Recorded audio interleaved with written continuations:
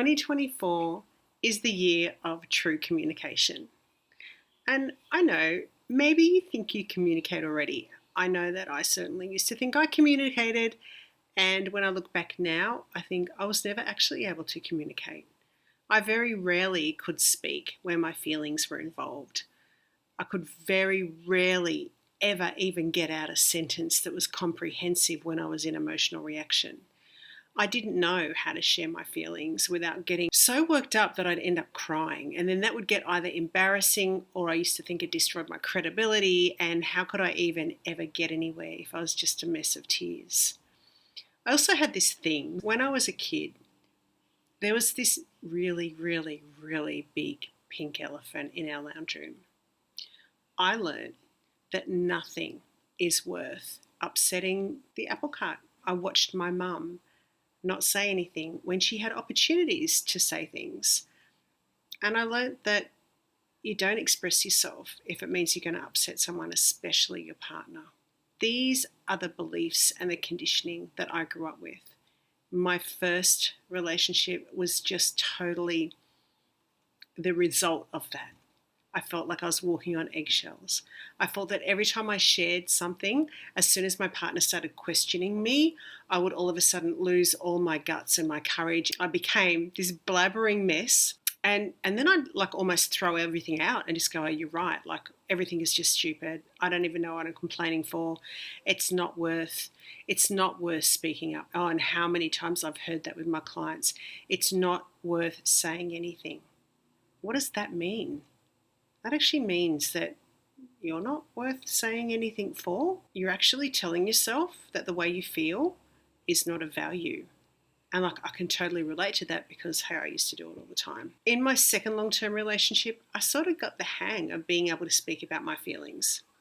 And it was definitely a skill I had to practice. I had to start using new words, but more than anything, I had to put myself into a state of being where I could speak from a different feeling. So rather than trying to resolve things and speak from reaction, I actually learned how to put myself back into a state of being where I felt quite centered and empowered, so I could actually share how I felt without bursting into tears, without taking things personally, because that's another issue, right? Is when I share things, what if my partner takes it personally? Like where can you go with that? Like how can you even have a conversation? It's very challenging.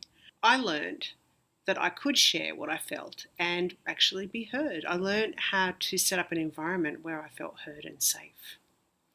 What I didn't realize though was that there was still a part of me that once I had given authority to a person in my life, that held me back. There was an area where I wasn't fully expressing because I trusted them more than I trusted me. That became a bit of a dilemma a little bit further down the track. I don't know about you, but I really think our capacity to communicate what we feel and to effectively advocate for our emotional needs, ourselves, is so tantamount to our empowerment, especially as women. We can do a whole lot of work on ourselves. We can become very aware. We can become very spiritual. But if I still don't have the capacity to speak from my heart when I'm in a situation that is maybe fraught with conflict, how can I possibly take back my power in that situation?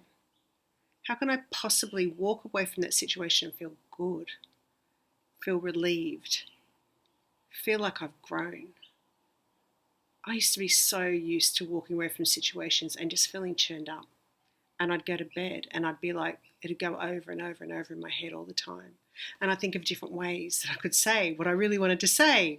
And I got really good at making things so flowery and nice and friendly and kind that by the time I delivered the way I felt, people just didn't even get it. They didn't even know what my problem was because I hadn't managed to communicate it to them.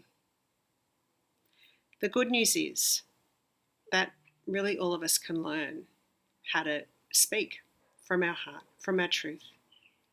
And even better news is when we do unlock that part of ourselves, when we're speaking, it's become so powerful because we're not speaking from fear. We're not speaking from, what we think we need to say. We're not speaking from this really illusory version of ourselves.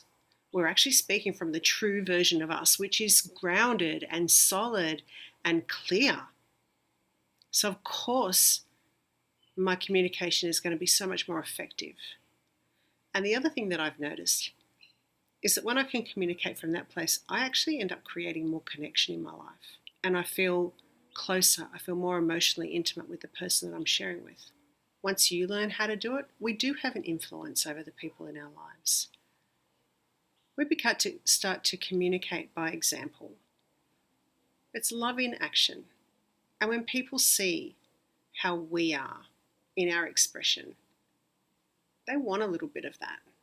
Because truly, I totally believe, and this could just be me being, like positive, and I am a little bit of a wishful thinker, but I do truly believe this is like the last frontier for women to truly come back home to themselves and express the sleeping potential that we have within. I'm really looking forward to 2024 because I totally think this is the year for it. Sending you love.